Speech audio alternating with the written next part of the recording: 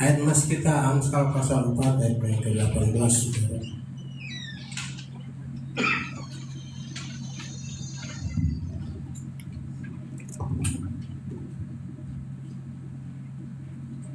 Amsal pasal 4 ayat ke-18. Saya akan baca ayat ini buat saudara. Amsal pasal 4 ayatnya ke-18. Kitab Amsal ini ditulis oleh Raja Salomo, anak Raja Daud. Amsal pasal 4 ayat 18. Demikianlah firman Tuhan. Tetapi jalan orang benar itu seperti cahaya fajar. Kata kuncinya di sini, kasih garis besar, orang benar. Jalan orang benar ini bukan jalan orang yang salah. Kalau ada jalan orang benar, berarti ada jalan orang yang salah. Jalan orang benar itu seperti cahaya fajar yang kian bertambah terang. Di jalan orang benar itu seperti cahaya fajar pagi hari yang kian bertambah terang. Jadi tidak bertambah redup, tidak bertambah gelap, tapi bertambah terang. Semua banyak hamba Tuhan juga, banyak pejabat-pejabat negara juga, kalau pengusaha katakan ya, tahun 2025 ini adalah tahun yang semakin gelap juga. Tapi kita berpegang kepada firman Tuhan. Tuhan itu terikat kepada firman. Apa yang dia firmankan, itu yang digenapi, itu yang dikerjakan, dan itu pasti terjadi, saudara. Yang kian bertambah terang sampai rembang tengah hari. Kenapa dikatakan sampai rembang tengah hari? Tengah hari itu kalau kita lihat jam, itu jam 12 siang. Tengah hari, satu hari ada 24 jam. Jadi setengah hari itu adalah jam 12 siang. Anda tahu, coba kita lihat kalau kita keluar dari rumah pada jam 12 siang, kita lihat matahari. Pada jam 12 siang, tengah hari, itu matahari tepat ada di tengah-tengah. Dan kalau kita keluar dari rumah, saudaraku, pada rembang tengah hari, maka bayang-bayang kita tidak menyamping ke kanan, tidak menyamping ke kiri, tidak ke depan, dan tidak ke belakang. Jadi bayang-bayang kita, kalau kita berdiri di tengah matahari, jam 12 siang, rembang tengah hari, maka dia tepat ada di bawah telapak kaki kita, seperti menyatu, tidak menyimpang ke kanan atau ke kiri. Jalan hidup orang benar itu seperti begitu, tepat di ada di tengah-tengah, di bawah kaki kita. Apa yang dikerjakannya, apa yang dilakukannya selalu tepat, selalu benar, tidak menyimpang ke kanan atau ke kiri. Itu jalan hidup orang benar itu semakin hari semakin terang sampai rembang tengah. Jadi ini dimasukkan oleh firman Tuhan, saudara. Kasih garis besar, kata kuncinya orang benar. Kalau ada orang benar, berarti ada orang yang salah. Kalau kita cari orang pintar, sekarang ini banyak, saudara. Cari orang pintar, banyak, saudara. Yang kitanya berbaris sampai 2 sampai 3 baris, banyak. Tapi cari orang benar, dari sejak zaman Nuh, Sodom dan Gomora, sulit, dan sampai sekarang sulit. Anda mencari orang pintar banyak. Anda mencari suami yang ganteng-ganteng sekarang banyak, kayak bintang-bintang Korea. Anda mencari istri yang cantik-cantik banyak sekarang. Anda mencari pendeta banyak sekarang. Setiap tahun sekolah-sekolah kitab dari berbagai denominasi gereja mencetak para calon-calon pendeta ribuan setiap tahun. Banyak dari pendeta. Tapi cari orang benar itu sulit. Pendeta belum tentu bisa jadi orang benar, tapi orang benar bisa jadi pendeta. Jadi sangat sulit sekali. Pada zaman Nabi Nuh, firman Tuhan katakan, saya catat di Kejadian pasal yang ke-6 ayat 9. Hanya Nuh satu keluarga. Berapa satu keluarga? 8 orang. Tuhan katakan kepada Nuh, Nuh buat sebuah bata. Dan semua ukurannya Tuhan yang menentukan. Dan Nuh harus mengikuti ukuran bata yang dia buat sesuai dengan apa yang difirmankan oleh Tuhan. Sama dengan apa yang difirmankan oleh Tuhan. Sampai Nuh masuk ke dalam bata, tidak ada yang selamat. Cuma Nuh satu keluarga. Bayangkan, di antara jutaan manusia pada waktu itu, orang benar tidak ada. Hanya Nuh satu keluarga, itu disebut orang benar. Dia masuk ke dalam bata, dan sepasang-pasang hewan-hewan masuk ke dalam bata. Tuhan selamatkan mereka. Sulit cari orang benar. Sudah. Pada zaman Sodom dan Gomora, waktu Tuhan katakan kepada Abraham, aku lihat orang-orang di kota Sodom dan Gomora ini, kejahatan mereka, kelakuan mereka sudah sangat begitu rusak sudah. Dan sampai kehadiran Tuhan mengambil keputusan untuk menghukum Sodom dan Gomora dengan membakar kota Sodom dan Gomora, memusnahkan dengan api. Waktu Abraham dengar, maka Abraham berdoa, dia katakan, Tuhan. Dia ingat ada saudaranya yang bernama Lut di kota Sodom dan Gomora yang tinggal di situ bersama istri. Abraham ingat, bukan itu, dia berdoa kepada Tuhan. Jadi Lut diselamatkan karena Abraham berdoa. Maka Abraham katakan, Tuhan, kalau ada 50 orang benar di kota Sodom dan Gomora, masakan kau binasakan kota Sodom dan Gomora? Lalu Abraham katakan, bagaimana kalau 40 orang? Bagaimana kalau ada 30 orang? Sampai kepada 20 orang? Lalu bagaimana kalau ada 10 orang? Orang benar di kota Sodom dan Gomora, masa Tuhan mau binasakan kota Sodom dan Gomora? Tuhan katakan Abraham, kalau saja di kota Sodom dan Gomora ada 10 orang benar, Sodom dan Gomora tidak dibinasakan, tidak dibakar habis oleh api sudah. Kalau ada 10 orang benar saja, di antara jutaan orang Sodom dan Gomora, 10 orang saja tidak ada yang benar. Kelakuan manusia bersama ini di kota Sodom dan Gomora sudah sangat begitu rusak sudah. Terkenal dengan dosa Sodom dan Gomora. 10 orang saja tidak, tapi Tuhan kirim malaikat karena Abraham berdoa buat saudaranya Lut. Dikirimlah 2 malaikat untuk datang kepada Lut kepada Sodom dan Gomora. Dia katakan, keluarlah kau dari Sodom dan Gomora. Sebentar lagi Sodom dan Gomora akan dibakar habis oleh api. Tuhan sudah murka melihat kelakuan kehidupan manusia di kota Sodom dan Gomora. Cepat keluar, dan kalau kau keluar, kau sudah keluar dari kota Sodom dan Gomora, cepat kau lari ke perbukitan.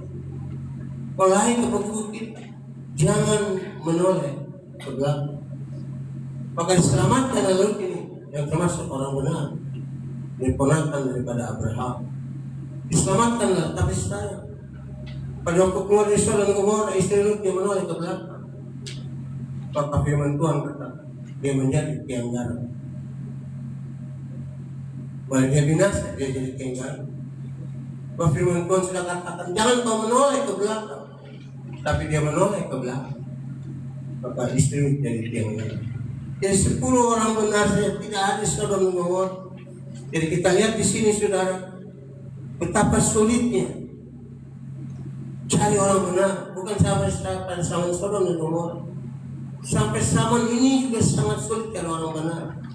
Ada cari orang pintar itu banyak, yang sekolahnya tinggi-tinggi banyak. Sekolah-sekolah kita setiap tahun ribuan mencetak calon-calon pendeta, bukan mencetak orang-orang benar.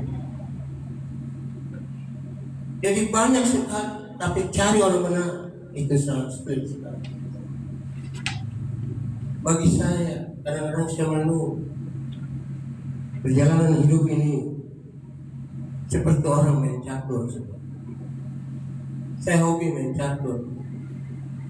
Satu grup kita bangun 3 orang. Saya punya grup namanya Mawar. Saya masuk di level tingkat kabupaten. Grup saya juara 3. Saya bertarung dengan grup Kuda Mas dan Kuda Troya. Jadi 3 ini masuk ke level tingkat kabupaten. Dan kami ada di peringkat ketiga. Sama seperti main catur.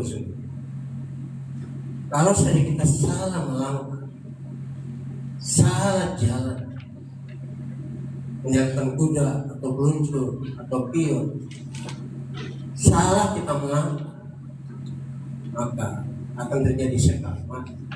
Sekap mati itu berarti selesai kita mati sudah. Sekap. Saya perjalanan hidup juga sama seperti begitu. Seringkali kita salah jalan, kita salah langkah.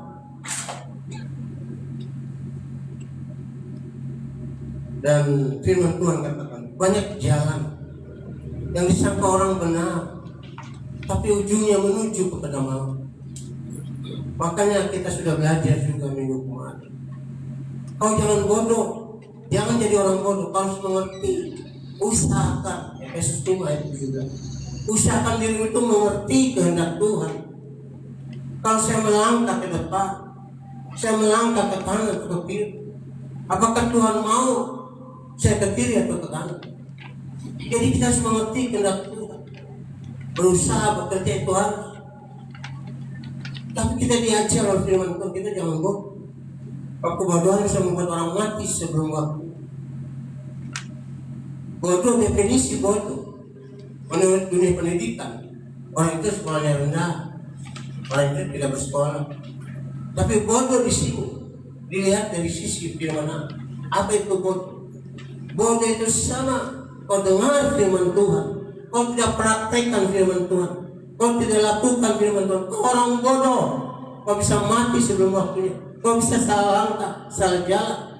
Dan kalau kau sudah salah jalan, salah langkah, apalagi sampai masuk dalam jurang, dalam lubang yang dalam, sulit untuk bangkit kembali. Artinya terlalu mahal kalau bisa bangkit kembali. Sebab itu kita harus berjalan di jalan yang benar, di jalan hidup orang benar, bukan di jalan orang fasik, teman-teman. Hidup di jalan Tuhan, cuma ada 2 jalan. Satu jalan yang lebar menuju pada kebinasaan. Tapi sayang firman Tuhan kata, ada jalan yang sempit itu menuju pada kehidupan. Tapi banyak orang pilih jalan yang lebar yang menuju pada kebinasaan. Bukan jalan yang sempit. Kalau mereka berjalan di jalan yang lebar, kalau orang berjalan di jalan yang lebar, orang bisa seenaknya saja. Orang bisa berlagu. Seperti anak muda, kalau sudah naik sepeda motor dulu, ada geng-geng motor dikasih begitu. Ya, seperti sudah ada nasi saja mereka. Mereka bisa bebas, tapi ujungnya menuju kepada maut. Kalau kita berjalan di jalan sempit, kita tidak bisa menyimpang ke kanan atau ke kiri. Kita tidak bisa berbelok-belok seperti ular. Kita harus berjalan lurus, sebab jalan yang menuju pada kehidupan. Kalau kau tidak berjalan di jalan yang lebar, kau akan berjalan di jalan yang sempit. Kalau kau tidak berjalan di jalan yang sempit, kau akan berjalan di jalan yang lebar. Segala sesuatu cuma ada 2 kemungkinan dalam hidup ini. Kalau kau tidak mati, kau hidup. Kalau kau tidak sakit, kau sehat. Kalau kau tidak ke neraka, kau ke surga. Cuma ada 2 hal yang terjadi dalam hidup ini. Sebab itulah seringkali saya katakan bahwa hidup ini adalah pilihan. Hidup ini pilihan. Seringkali kita dihadapkan dengan pilihan. Seringkali kita berada di persimpangan jalan. Apakah kami harus ke kiri atau ke kanan, atau maju ke depan, atau kami harus mundur ke belakang? Nah, di situlah kita harus mengerti. Kita jangan bodoh. Kita usahakan, kita mengerti. Kita berusaha, kita bekerja. Itu memang harus. Itu bagian yang harus kita kerjakan untuk kita bisa diberkati. Orang yang tidak bekerja jangan kasih makan. Itu orang yang malas memang. Kalau itu malas, ya harus belajar pada semut. Jadilah bijak hidup. Bodoh, kau dengar firman Tuhan. Kau tidak lakukan firman Tuhan, kau bodoh. Kau bisa mati sebelum waktunya. Kau bisa salah jalan. Bapak Yesus katakan Yohanes 14:6, akulah jalan, kebenaran dan hidup. Itu jalan kebenaran dan hidup. Jadi kita sudah napak tilasnya. Ikuti jalan Tuhan. Seperti ada jalan Jajak, ada dua jalan. Lewat Sanat Sukarejo atau lewat Senayan. Kita napak tilas saja. Nggak usah bikin jalan sendiri.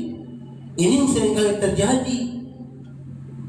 Tuhan sudah sediakan jalan bagi jalan yang benar, jalan menuju pada kehidupan. Walaupun itu jalan yang sempit, kita tidak bisa enak hidup seenaknya saja. Kita harus ikuti aturan-aturan kebenaran firman Tuhan. Sebab dosa itu, apakah dosa? Dosa adalah pelanggaran terhadap firman Allah. Kau dengar firman Allah, kau tidak praktekkan firman Allah. Kau langgar firman Allah, kau berdosa. Kau dengar firman Allah, kau tidak lakukan firman Allah. Itu orang yang mengeraskan hati. Orang yang mengeraskan hati akan jatuh dengan berbagai jalan. Jadi sini kita jangan sampai kita salah jalan. Banyak jalan yang sampai tragedi keluarga Elimelek itu terjadi. Elimelek satu keluarga, istrinya Naomi, dan kedua anaknya Mahlon dan Suri tinggal di Bethlehem nih.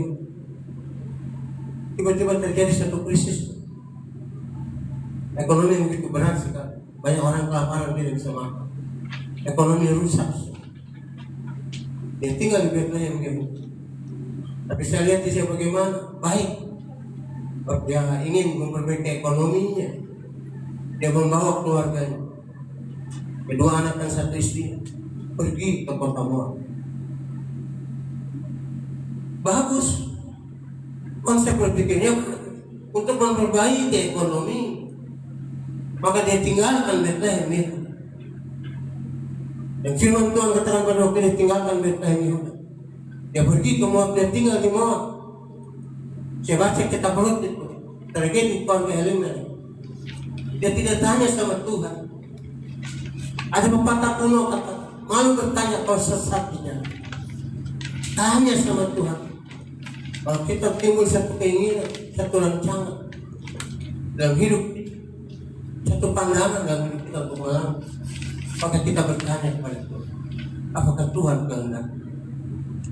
Seperti Yesus dalam doa yang Taman Getsemani, dia berdoa, Bapa, kalau bisa, kalau mungkin, cawan itu lalu dari kami. Bapak lihat tahu, di dalam cawan itu ada gelas cairan cuka asam, cuka karang. Cuka karang itu sangat tajam sekali, sama seperti air api. Karena kulit tangan itu mengelupas. Cuka karang, asam, keasaman, sama seperti begitu. Anda bayangkan. Belum lagi ditambah dengan satu empedu, dimasukkan empedu di situ, yang rasanya pahit. Kalau diminum sudah tidak karuan. Dan kalau itu diminum, dia masuk ke organ tubuh, bagian dalam, usus, lambung, rusak. Sebab itu cuka, karang, asam, sama seperti air mobil seperti itu. Yesus katakan, kalau mungkin Bapak, aku jangan minum cawan itu. Aku dipaku saja kedua tanganku, aku dipaku kedua kaki, aku dipakaikan mahkota dulu, aku ditusuk lambungku sampai keluar darah dan biru-biru Yesus. Itu biru-biru yang menyumbang saudara. Itu sudah cukup menderita, sudah sangat cukup menyakitkan, menyiksa. Kenapa lagi aku harus minum cawan yang berisi cuka, garam, yang dicampur dengan empedu yang rasanya tidak karu-karuan? Tapi Yesus kata, kalau mungkin Pak, ini lalu daripada. Tapi Yesus berkata, tapi biar kehendakmu saja yang jadi. Jadi kita bertanya sama Tuhan, sebab Tuhan yang tahu. Langkah yang harus kita ambil, jalan yang terbaik bagi hidup.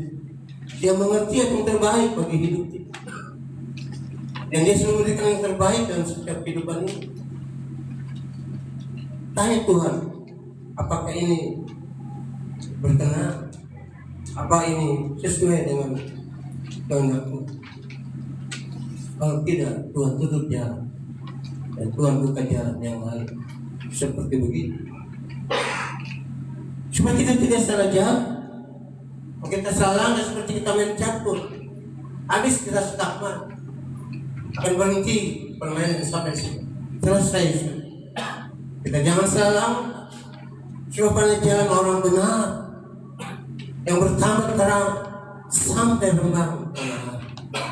Bukan orang yang salah jalan, orang yang salah langkah, apalagi sampai masuk lubang yang dalam. Untuk bangkit kembali itu butuh waktu yang lama. Harganya rumah untuk dibayar. Sebab itulah kita mau berjalan di jalan orang benar. Kita maju lebih jauh.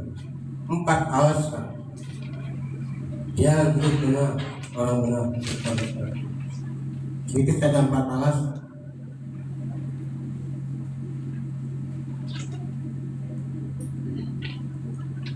Kenapa jalan hidup orang benar bertambah terang? Alasan yang pertama, sebab ada penyertaan Tuhan. Ada penyertaan Tuhan. Maka saya ingatkan baik-baik. Kita hidup seperti domba di tengah serigala. Anda bisa bayangkan, serigala binatang yang sangat buas. Kalau kita dengar suara serigala, itu bulu-bulu kita bisa merinding, kita bisa ketakutan. Sekarang yang kita dengar suara-suara serigala yang menakutkan, yang membuat kita cemas, membuat kita ketakutan. Tapi puji Tuhan, bagi kita yang setia pada Tuhan, masih ada berita yang baik, berita yang penuh damai, berita yang memberikan pengharapan. Itulah berita kebenaran firman. Orang dunia tidak punya berita yang seperti begitu. Dan mereka hanya dengar suara-suara serigala saja yang membuat cemas, menakutkan, membuat orang kehilangan pengharapan. PHK di mana-mana, pabrik-pabrik banyak yang bangkrut, usaha banyak yang down. Sangat menakutkan bagikan suara-suara serigala. Puji Tuhan, kalau kita dengar firman Tuhan yang disampaikan dengan benar, kita sama dengar suara Tuhan. Jadi Tuhan seringkali berbicara kepada kita. Tidak langsung kita dengar suara Tuhan, suara Tuhan, suara Tuhan. Tidak seperti itu. Anda sedang dengar firman Tuhan sama. Anda dengar suara Tuhan. Kalau kita bicara firman Allah, kita bicara tentang pribadi Allah. Pribadi anak Allah yang bernama Yesus. Firman menjadi manusia dan tinggal di antara kita. Yohanes pasal pertama ayat 14. Setiap orang yang percaya kepadanya diberi kuasa untuk menjadi anak-anak Allah. Sekarang kita ada penyertaan Tuhan, kita baca Mazmur 37 ayat 25.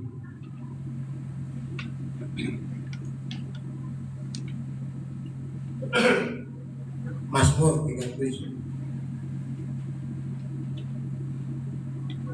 ayat ke-25.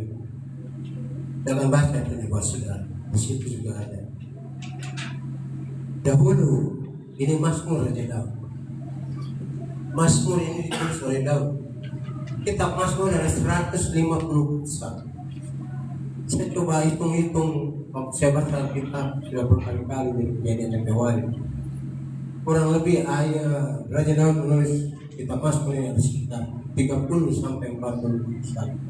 Ditulis oleh Raja Daud. Mazmur yang terkenal itu Mazmur 23. Tuhan adalah gembala yang baik, takkan kekurangan. Ini Mazmur pasal 37 25 ditulis oleh Daud. Ini Mazmur ini ditulis oleh Daud pada waktu Daud sudah tua umurnya, sudah tinggal menunggu lonceng kematian, sudah berbau tanah, sudah. Mazmur ini ditulis oleh Raja Daud lalu diberikan kepada seorang pemimpin pujian atau WL. Nyanyikan ini di bait Allah. Jadi nyanyikan ini di bait Allah yang berbunyi begini Mazmur 30. Dahulu aku muda. Ini Raja Daud kata. Dahulu aku muda. Sekarang telah menjadi tua. Jadi tulis kitab Mazmur dia sudah menjadi tua, bukan muda lagi. Sudah tinggal menunggu lonceng kematian. Tetapi tidak pernah kulihat. Baca baik-baik. Tidak pernah kulihat orang benar ditinggalkan Tuhan. Kenapa jalan hidup orang benar? Walaupun hidup di dalam situasi dunia yang sangat gelap, dunia yang sudah rusak seperti begini, kehilangan terang, tapi kita orang yang benar, berjalan jalan orang yang benar akan bertambah terang. Kenapa?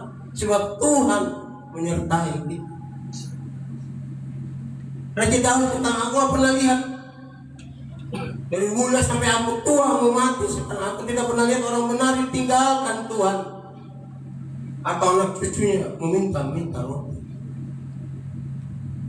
Ini Mazmur Raja Daud, ini pengalaman Raja Daud, dan saya percaya akan firman Allah. Sebab itu kenapa yang ditulis oleh anaknya Amsal 4 ayat masjid ditulis oleh Raja Salomo anaknya, dibahas oleh Raja Daud dalam pasal 37 Raja Salomo katakan jalan hidup orang benar seperti cahaya fajar yang bertambah terang sampai ruang tengah hari. Ayatnya Raja Daud menjawab, sebab dahulu aku muda sampai aku tua, aku tidak pernah lihat orang benar ditinggalkan Tuhan. Tuhan tidak akan tinggalkan orang yang benar kalau kau hidup benar. Immanuel yang sebentar kita akan rayakan, namakan dia Immanuel, artinya Allah beserta dengan kita. Anda bisa bayangkan kalau kau hidup bersama dengan Allah, dengan Tuhan, kau hidup dekat, yang harmonis dengan Tuhan, kau berjalan dengan Tuhan setiap hari, seperti Raja Daud katakan dalam kitab Mazmur pasal 23 ayat 4. Sekalipun aku berjalan dalam bayang-bayang maut, dalam lembah kekelaman, aku tidak takut bahaya, sebab Tuhan besertaku. Immanuel itu kunci kesuksesan hidup seseorang. Immanuel itu kunci keberhasilan hidup seseorang. Anda butuh penyertaan Tuhan dalam hidupmu. Kenapa? Supaya jalan hidupmu tambah terang sampai ruang tengah. Segala apapun dunia nanti, kita tetap berjalan dalam terang, sebab kita sendiri itu adalah terang dunia. Yesus katakan tidak takut kamu, bahwa kami terang dunia, hendaklah terangmu bercahaya di tengah-tengah kegelapan dunia. Itu Immanuel, penyertaan Tuhan. Kau butuh penyertaan Tuhan setiap hari, bertahun-tahun. Kalau saya bangun pagi jam 3 pagi saya berdoa, saya selalu minta penyertaan Tuhan, penguasaan atas pikiran saya. Saya bilang Roh Kudus kuasai pikiran saya, kuasai jalan hidup saya, pimpin jalan hidup saya, kuasai perkataan saya, kuasai pandangan saya, pikiran saya. Saya sendiri bisa berjalan dalam rencana dan kehendak. Sebab bukan satu kebetulan kau jadi jemaat di tempat ini, saya sudah katakan. Allah punya rencana untuk masa depanmu yang baik. Anda bisa baca dalam Yeremia 29 ayat 11. Aku tahu rancangan-rancangan apa yang ada padaku, bukan rancangan kecelakaan, tapi rancangan damai sejahtera, untuk memberikan kepada masa depan, dan masa depan yang penuh pengharapan. Tidak dapat dipungkiri sekarang banyak orang kehilangan pengharapan. Kalau orang dunia tidak bisa dikatakan Pag kita punya juru selamat. Tapi kita yang sudah punya juru selamat kadang-kadang bukan saja yang namanya jemaat, namanya pendeta saja. Banyak yang kehilangan pengharapan. Kenapa? Sebab tidak berjalan di jalan orang yang benar, tidak berjalan di jalannya Tuhan.